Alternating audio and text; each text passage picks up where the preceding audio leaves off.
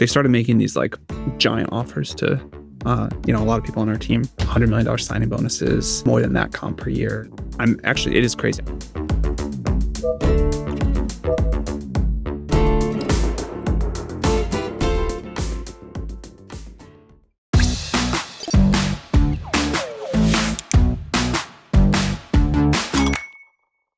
안녕하세요. 데이터를 만지고 다루는 안혜민 기자입니다. 미국 기업들의 2분기 실적 발표 시즌이 왔습니다. 빅테크 기업들을 필두로 미국 증시가 연일 상승세를 이어가고 있죠. 그 영향인 걸까요? 개인 투자자들의 미국 주식 보관액도 사상 최고치를 경신하고 있습니다. 여러 기업들 가운데서 최근 가장 눈길을 끄는 건 단연 메타가 아닐까 싶은데요. 최근 해외 빅테크 뉴스를 살펴보면 메타 소식이 가득합니다. 메타가 오픈 AI에서 인재를 영입했더라. 이번엔 애플에서 핵심 인재가 메타로 갔더라. 이런 소식이 최근 계속 이어지고 있습니다.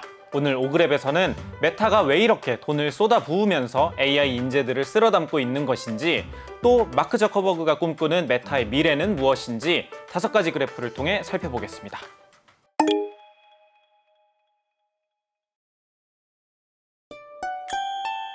SNS 하면 곧 페이스북, 페이스북이 곧 SNS였던 시절이 있었죠. 2010년대는 누가 뭐라 해도 전 세계 이용자들이 페이스북을 즐기는 그야말로 페이스북의 시대였습니다. 하버드 대학생이었던 마크 저커버그가 어떻게 페이스북을 창업했는지 그 이야기를 담은 영화가 흥행할 정도로 페이스북은 시대를 풍미했었죠. 하지만 2010년대 말부터 그 흐름은 다른 SNS에게 빼앗겨버렸습니다. 일단 젊은 이용자들은 인스타그램으로 이탈했고, 숏폼을 무기로 등장한 틱톡이 신흥 강자로 무섭게 떠올랐죠. 유튜브의 성장도 영향을 주었고요. 물론 2012년에 페이스북이 인스타그램을 10억 달러에 인수하긴 했지만 시간이 지날수록 계속되는 페이스북의 이용자 감소는 풀어야 할 문제였습니다. 당시 저커버그가 선택한 돌파구는 메타버스였습니다. SNS 기반의 페이스북은 소셜 플랫폼 기업이다 보니 광고 수익이 절대 다수를 차지합니다. 구글이나 마이크로소프트, 이런 다른 빅테크 기업들과 비교해서 페이스북은 어떤 특별한 기술적 우위를 바탕으로 성장한 게 아니었죠. 저커버그는 페이스북도 페이스북만의 기술을 바탕으로 테크 기업으로 탈바꿈하려 노력했는데 그 선택이 바로 메타버스였습니다. 지난 2021년 페이스북의 컨퍼런스에서 저커버그는 90분간 메타버스 이야기만 쉬지 않고 했습니다.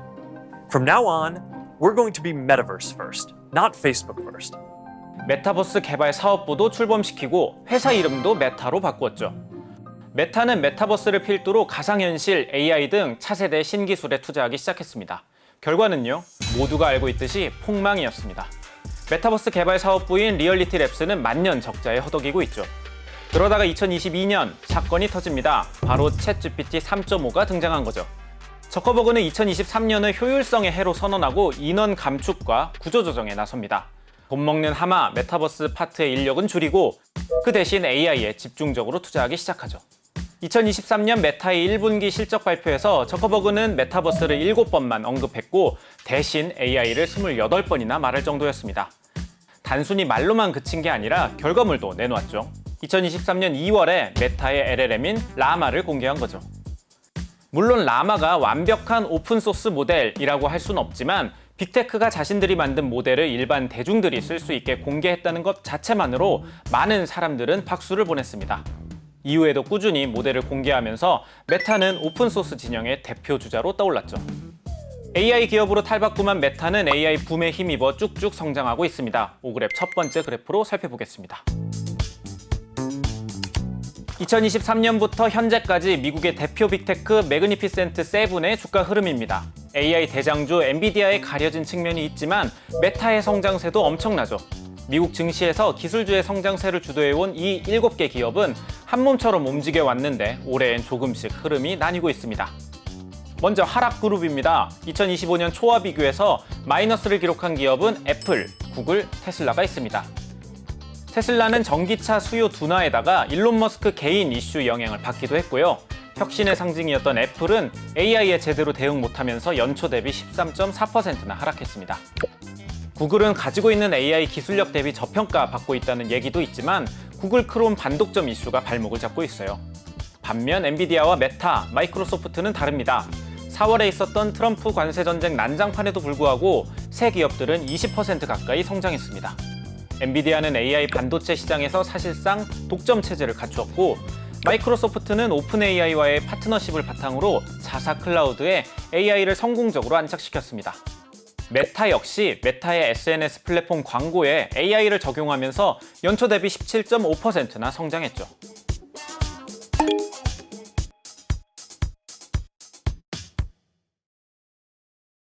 메타의 AI 투자는 앞으로 더 공격적으로 이어질 계획입니다. 2025년 한 해에만 650억 달러를 투자해서 AI 인프라를 확장하겠다고 발표할 정도로 자본을 쏟아붓고 있습니다. 프로메테우스, 하이페리온 이렇게 두 개의 대규모 데이터 센터 구축 계획을 세웠는데, 하이페리온 같은 경우엔 뉴욕 맨하탄 크기만한 규모의 데이터 센터를 목표로 하고 있습니다. 일단 연내에는 엔비디아 GPU 130만 개 구입해서 1기가와트 규모의 컴퓨팅 파워를 구축할 계획이고요. 인프라에 대한 투자뿐 아니라 내부 R&D 투자도 크게 늘렸습니다. 오그랩 두 번째 그래프를 통해 살펴보겠습니다. 지난 2024년 한 해 동안 빅테크 7개 기업의 R&D 투자 금액을 살펴보면 메타는 438억 7,300만 달러를 투자해 아마존, 구글에 이어 3위를 기록했습니다. 물론 3위도 낮은 건 아니지만 주목할 만한 건 총이익 대비 R&D 비율입니다. 메타는 총이익의 32.7%를 R&D에 투자했는데 7개 기업 중에 1위이고 유일하게 30%를 넘겼습니다. 그런데 문제는 올해 받아든 AI 성적표입니다. 미국에서는 이런 짤이 돌 정도로 올해 발표한 라마4의 성능이 좋지 못합니다. 메타는 라마, 라마2, 라마3를 거치면서 전반적으로 성능 상승을 이끌어냈어요. 특히 라마3는 다른 폐쇄형 AI 모델을 넘어서는 성능을 보여주면서 오픈소스 모델의 저력을 보여줬죠. 문제는 이 라마4입니다. 라마4는 개발 초창기부터 말이 많았어요. 생각보다 개발 속도가 더디고 성능 개선이 잘 이뤄지지 않고 있다는 얘기가 돌기도 했는데, 그 와중에 딥시크의 뛰어난 성능이 공개되면서 메타 내부에서 충격이 이만저만이 아니었다고 하죠. 우여곡절 끝에 지난 4월에 출시된 라마4, 이 모델을 메타는 LLM 경연장이라고 할 수 있는 LM 아레나에 공개했는데요. 처음 받아든 성적표는 전체 2등으로 나쁘지 않았습니다. 그런데 일부 이용자들이 의문을 제기했어요. 이 경연장에 공개된 모델이랑 실제 개발자들이 내려받아 사용하는 모델이 다르다는 거죠. 마치 자동차 연비 테스트에는 튜닝된 차량으로 성적표를 받고 실제 소비자에게 판매하는 차량은 그에 미치지 못한 걸 내놓은 것 아니냐며 비판이 거셌습니다. 게다가 메타가 내부적으로 벤치마크 성능을 부풀린 것 아니냐 하는 의혹까지 제기되었어요. 논란이 확산되자 메타의 생성형 AI 총괄은 사실이 아니라고 강조하며 여론을 잠재우려 노력했고요. 튜닝되지 않은 실제 이용자에게 제공한 모델로 성적표를 그려보면 이렇게 나옵니다. 오그랩 세 번째 그래프입니다. 라마4의 점수를 보면 50.5점과 43.0점, 주요 경쟁사라고 할 수 있는 오픈 AI, xAI, 구글, 엔트로픽에 크게 밀리는 모습이죠. 중국의 딥시크, 미니맥스, 알리바바의 Q1은 물론 대한민국의 업스테이지가 개발한 솔라프로 2보다도 낮은 수치입니다.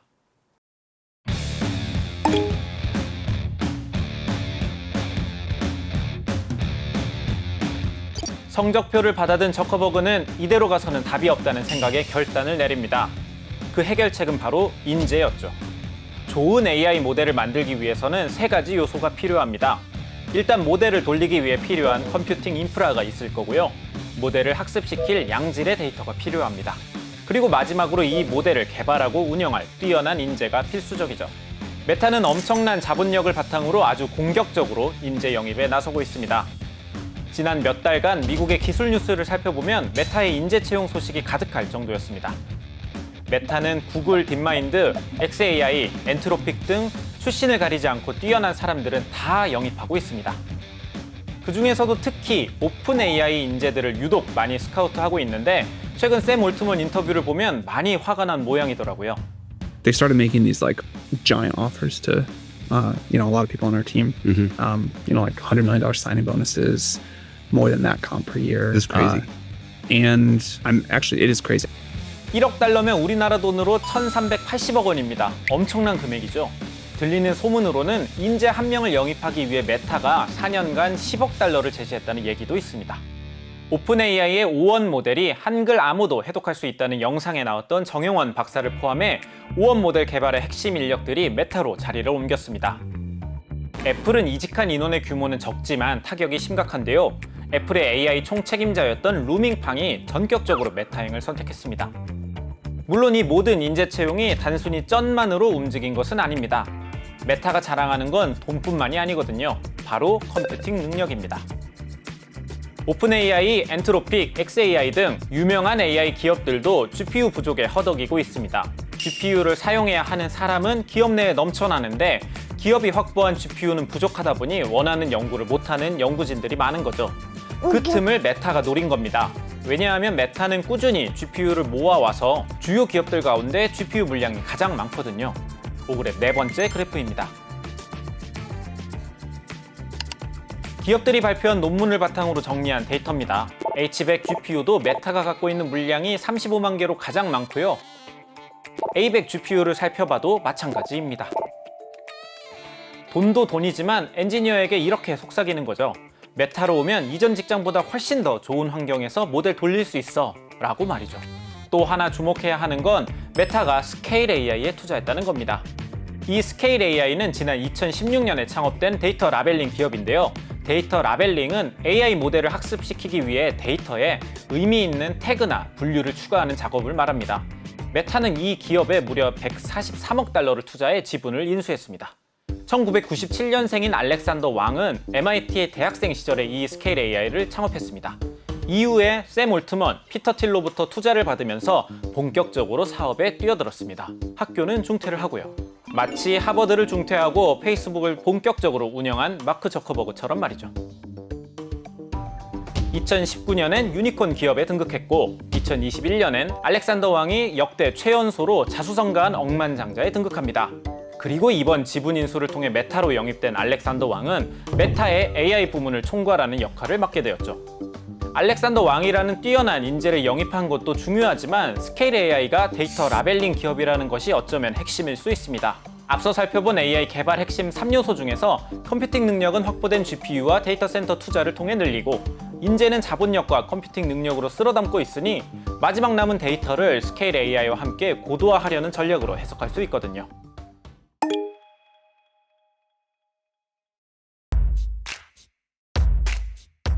AI 분야에서 날고 긴다는 인재들을 쏙쏙 모은 메타는 이들을 모아서 슈퍼 인텔리전스 랩을 꾸렸습니다. 슈퍼 인텔리전스 랩은 알렉산더 왕이 총괄할 예정이고요.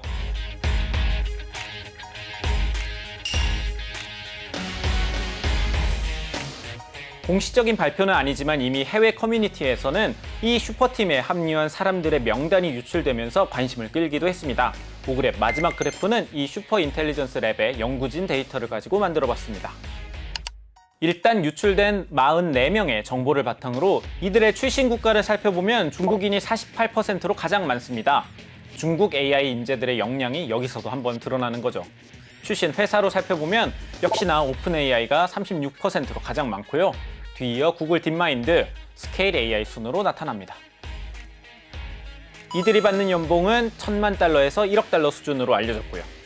말 그대로 천문학적인 돈을 받는 슈퍼팀의 연구진들은 라마4 모델은 라마4 모델대로 범용성과 신뢰성을 확보하면서 개선하고 더 나아가서는 팀의 이름에서 느껴지듯이 인간 수준의 지능을 가진 인공지능, 이른바 AGI를 목표로 달려나갈 것으로 보입니다. 기존 LLM 모델에서 다른 기업들에게 주도권을 빼앗긴 이상 메타는 그 너머를 바라보겠다는 거죠. 저커버그는 사내 이메일을 통해 이미 이러한 계획을 밝혔고요.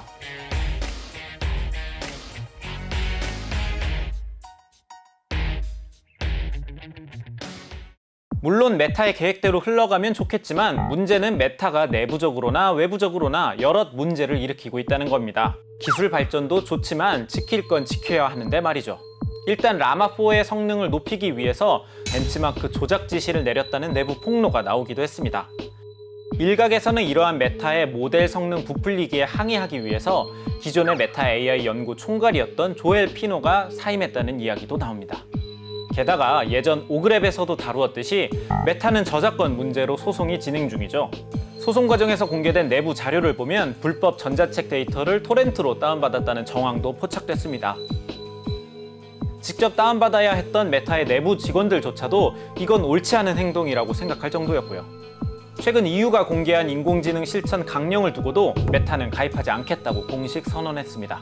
이 실천 강령은 AI 모델의 투명성과 안전성을 보장하기 위한 가이드라인 격인데 말이죠. 메타의 글로벌 정책 책임자는 이 강령이 기업에게 과도한 규제라고 비판했어요. 기술 혁신과 성장에 있어서 EU의 규제는 장애물이라는 인식인 거죠. 막대한 자본으로 영입한 최고의 인재, 그리고 압도적인 컴퓨팅 파워. 초지능 개발을 향한 메타의 전략은 그 어느 때보다도 명확하고 거침없어 보입니다. 하지만 벤치마크 조작 의혹과 데이터 저작권 논란, 그리고 국제적인 안전 규범에 대한 외면까지 이 모든 것이 과연 혁신과 속도라는 명분 아래 정당화될 수 있는 걸까요? 기술 발전을 위한 맹목적인 속도전은 자칫 사회를 위험에 빠뜨릴 수 있습니다. 인류의 새로운 시대를 열겠다는 저커버그의 약속이 우리 모두를 위한 것이 되려면 AI 안전과 데이터 보호라는 원칙을 놓쳐서는 안 될 겁니다. 오늘 준비한 오글의 메타 편은 여기까지입니다. 긴 영상 끝까지 시청해주셔서 진심으로 감사드립니다.